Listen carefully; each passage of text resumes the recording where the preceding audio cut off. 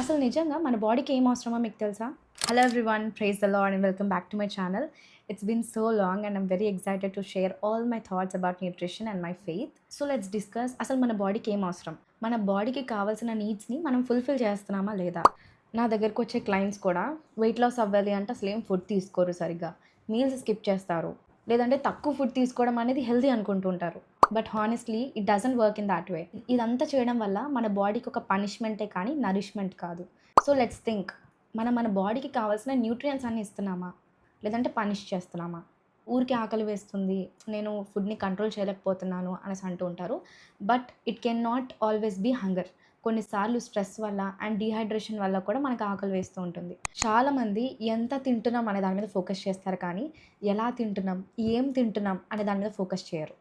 Just like that మనం కూడా మనకి లైఫ్లో ఏం కావాలో మనకి ఒక క్లారిటీ లేదు. We run behind money, success and people approval. But deep inside మనకు యాక్చువల్గా ఏం కావాలంటే peace, purpose and God the connection.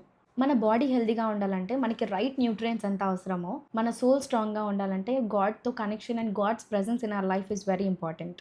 So ఈరోజు ఒకసారి ఆలోచించండి, నేను నా బాడీకి అండ్ నా సోల్కి అవసరమైనది ఇస్తున్నానా? బికాస్ హెల్త్ అనేది జస్ట్ ఫిజికల్గానే కాదు, స్పిరిచువల్ కూడా.